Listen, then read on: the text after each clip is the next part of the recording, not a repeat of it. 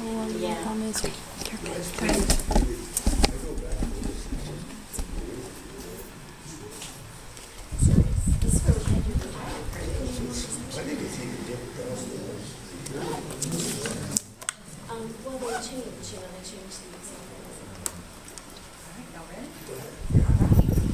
Well, good morning, everybody. Thank you for coming to Convo. How are y'all doing today? Good. So my name is Ashley White. I'm the collections manager here in the library, which is a fancy term for archivist. So this is a huge honor for us to host this talk, and we're so thankful that y'all came. So I do want to introduce our speakers before we get started. First and foremost, we have Dr. William Purcell, who was a huge figure in Nashville's music industry for such a long time before he came to Belmont and taught. And we've got Dr. Terry Klefstad, who some of you probably know. She's an associate professor of music here at Belmont. And she has recently written a book about Dr. Purcell. It just came out September 15th. Saturday, yes. Crooked River City. If you haven't gotten a copy yet, do that. We also have a copy on the table for you to browse through if you'd like. And we have some of the items that Dr. Purcell and Dr. Klefstad donated to the archives here on the table. Some of his sheet music, some of his records, some photos. They were incredibly generous to donate hundreds and hundreds of pages to our archives on Dr. Purcell's life and work. So we're just going to... I'm sorry? Out of my basement. Out of his basement, which is not the worst place for them to be.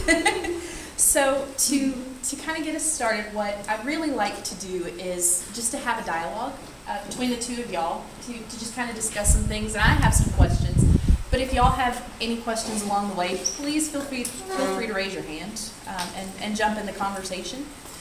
But to get us started, so Dr. Klefstad, will you please walk us through what inspired you to write the book? Oh, okay. Well, Dr. Purcell loves to tell stories, and for years, we would sit in the lunchroom and he would tell stories, and you know how some people, they just say, oh, you should write a book about that. Have you ever met people like that?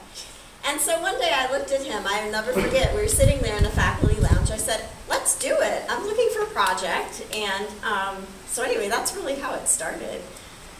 And then we started meeting for weekly interviews, and I recorded all of our interviews, and that's how everything got started. And I can't imagine, because I'm always bored with people who tell a lot of stories. And the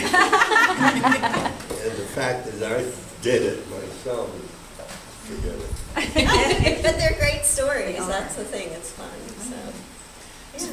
Dr. Purcell, what was your reaction to Dr. Klefstad wanting to write a book about you? Unbelievability. I felt like,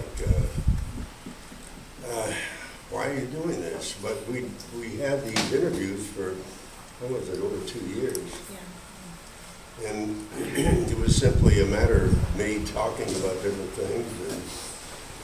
And she would ask questions, and I would come back with answers, and mainly about the music business, about the recording field, which I was in 1960, or excuse me, before I started teaching in 1980 here in Belmont. So there was a good 20 years before that, and it went from there. So Dr. Klefstad, what was your favorite thing that you learned along the way about Dr. Purcell? Oh my. Okay. I haven't seen these questions before.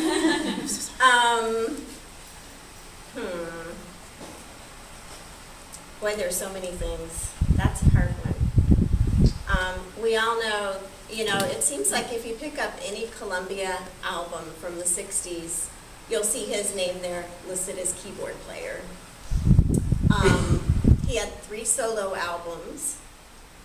I think my favorite thing learning about his life was how he managed to live fully and really successfully in all the worlds of music.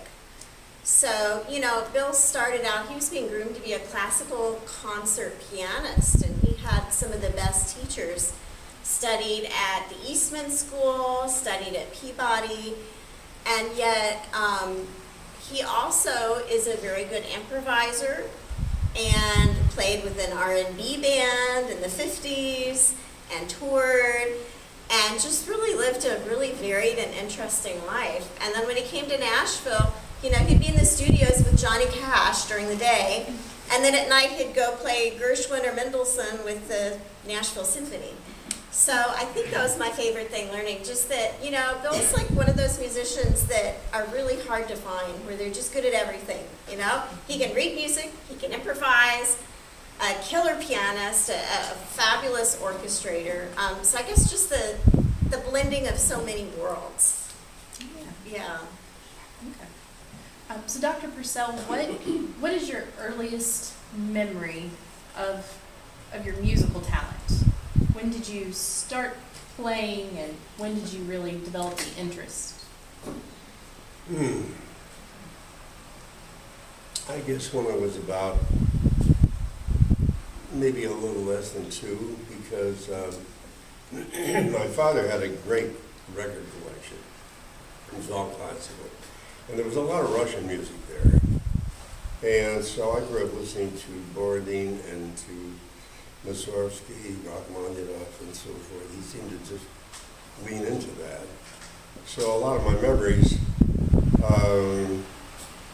are with remembering the designs in the living room rug, you know, when I heard certain pieces of music and things of that sort. And I think that's basically the answer to that question. It was strictly oral, and then I started to play things that I heard when I was 3, and then it went from there. You know, it's a typical small town story. There was a teacher there named Lucy Lee. I remember that the name for Van Cliburn's teacher was Lydia B. Bright, his mother, I think that was it. And when I found that out, I thought, oh my God, I mean, does that go together? I don't know. Lydia B., Lucy Lee. But anyway, my background in growing up in Tulare was very much like anybody else's. I didn't really get serious about doing anything with the piano until I was about 12. You know. When did you start composing? At 4, my dad would write things down that I did, and then I started writing things of my own when I was about 7.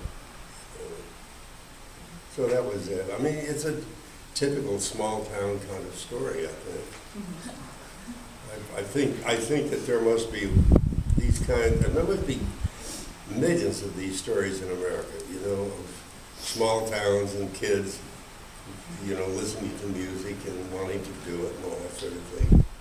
In the book, Terry asked me, what do you think would be the best thing and the best environment for a musical kid? And I said simply, go to the big cities, because that's exactly where you're going to find the best teachers, because they're highly paid.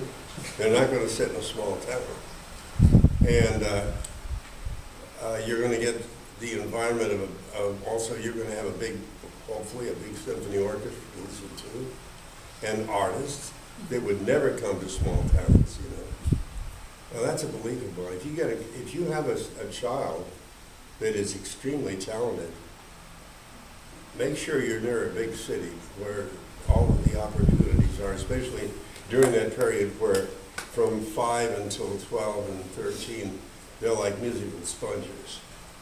And when they're picking these things up, they need to be around a place like Nashville, you know, with the symphony orchestra. Can you walk us through when you got your first big break and really got into the industry? I never got a big break. To me, I look back and I think it's sort of this kind of thing, going up by steps. It's in the book. I wanted to, first of all, go to Curtis when I was about 16, and I was studying with a concert coach who studied with Arthur Schnabel. in Berkeley, and I had moved up there, and my folks had me living with a family named, Berger, and I was going to Berkeley High School. And that was probably the opening of a whole vista of impressions of music, because the San Francisco Symphony was there. And like all kids in high school, I ushered at the Opera House to get into the concerts free, And Pierre Monteur was conducting. And Berkeley was just full of all kinds of people. Darius Milhaud lived there, who was teaching at Mills College. And then I heard Leon Fleischer's first debut with the symphony when he was 14. And there was another girl up there that studied with my teacher much before I did, named Ruth Swinzinski. And her father had raised her in Berkeley and had pushed her too hard. And of course, the rest is history with her, because she was touring all over the place. But my teacher gave her up because of the father interfering so much with everything she was trying to do. This was Elizabeth Simpson. And she was a pedagogue that was teaching people all up and down the state of California who would come to visit her. And I heard Ruth play when she was about 16 or 17 over at Mills, over at the Wheeler Auditorium in Berkeley. She did the entire Beethoven of Chopin etudes, one after the other, just like that. And I remember that I was afterwards backstage, and I was standing next to her, and she was facing this way, and she was signing autographs, and I saw her father come in to the back and take her cloak off of the cloak, stand. And at that very same moment, Ruth put her hands down, although she was facing this way, and put her hands down and waited for the cloak. And I looked at her, and I thought, mental telepathy? I don't know. But anyway, then she simply was ushered out, and that was bye-bye, Ruth, and that was the end of the evening, And so that was that kind of thing. And Ruth and Miss Simpson gave her up for that reason, because of the father. And then she went to study at Curtis with Rachmaninoff and all that sort of thing. But it was interesting because with Miss Simpson, who had this very structured way of teaching with these two immense grand pianos, I always felt like when I was walking down Warren Street from College Avenue to go over and knock at her door for my lesson, she would come to the door and she looked like Queen Mary, and she'd say, "Come in, will you?" So I would go in and sit down on one of the pianos, and she'd say, "All right, play the Beethoven." And that kind of thing. And that's when I think my musical world opened up at that point. So when you've had just such a fascinating career, and I mean, you, as Dr. Klefstad has said and written about, you played with Patsy Cline and Johnny Cash, and what were they like? What was playing with them like? With Johnny, and that happened because I was signed with Columbia Records, and Don Law automatically had me do all the Columbia sessions. Although Patsy was working for Decca, and Bradley. But I somehow was included in that with Floyd and all these other people. But with Johnny Cash, this is an interesting guy. He comes from Arkansas with a very deprived background, and his very family-centered. But I never saw him ever get angry in any one of his sessions. He always seemed to have a point in mind. When he came through that door, he seemed to have something in mind. And it was always dedicated to that, even when he was on amphetamines. And he was down to 145 pounds. And I know that from Patsy Cash, who told me that. When we did Ring of Fire, I mean, for instance, I was there are the chords, we took them down, we started. And I remember that when I was recording I always worked with one earphone on and one off so they could hear the sound of the studio at the same time. And they got to this one spot where he's going down, down, down, and I said, what in the world's that about, you know? I mean, down where, you know? But that was it, and we did the tune and got it done, and it was a very small session. I think Marshall Drabis was playing bass, and Fluke, his other guy, with the Tennessee Free, was playing drums. And then Grady Martin was on the session, I was on the session, and Carl Garvin and the other trumpet player were doing the duo trumpets. It was, I'll think of the other name, but anyway, evidently Johnny had gone to Bob Moore, who had a big record called Mexico, which had this melody, and he asked him permission. He said, "Can I use the two trumpets on?" He said, "Well, go ahead." So they were sitting. It was Bill McElhinney was playing the other trumpet, and Carl Garvin. They were sitting against the wall, and Selvin Coffeen had evidently set them up that way for some acoustical reasons, you know. And looking back on that session, it was a very small session. It was basically with the Luther Perkins playing this boom, chugga boom, jump, boom, bum, which they brought over from Memphis, you know, with I Walk the Line, with that kind of thing. So he kept that kind of autograph in everything that he ever did. That boom, chump, the man, the guy from Arkansas, you know, that kind of thing. And that was very commercial, and Sam Phillips, who ran Sun Records over in Memphis, didn't mind, I suppose. I mean, he lost Elvis Presley, you might as well, here's Johnny Cash. But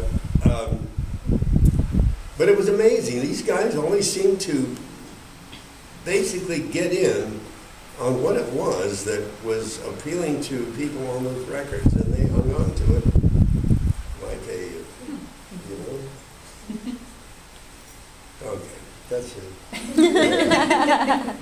How old were you when you got your first recording contract, or when you became a session player? I was 35, and it was in 1962 with Columbia. Well, what about, so you go through this incredible musical career, you play with all these people, and then you decide to make the transition to teaching. And I don't want to take away too much from Dr. Klefstad's book and all of this, but can you talk about deciding to teach at Belmont? Well, I think I fell into that because Willis Page, this goes way back to Ralph Emery's early morning broadcasts, and I remember I was working those in 1960, I guess 1964, 65. And Willis had come from Eastman, and I was from Eastman, and he was the conductor of the Nashville Symphony. So one morning on the Ralph Emery show, I was diddling around the piano before we went on the air, and I saw him over there, and I started playing very quietly the theme from the Rachmaninoff third piano concerto on the piano, you know? Da dee da da da da dee da, and I was on. And he came over and said, "How do you know that?" Because he's in Nashville. I said, "I played it." And he said, "What?" I said, "Yes, when I was 18 in Baltimore when I studied with Klefstad, you know, and so that's how that started. And so next thing I know, he's calling me to do the Rhapsody in Blue, you know. And that's how that happened. He had the symphony for a while, and then he left, and Dora Johnson took it over. And then I think after that was Skarmoren. And it went from there. And so by that time, I had either been playing with the symphony or I had been writing for it. I had some commissions from Martha Ingram to do one thing we dedicated to the governor of Tennessee. It's an overture. And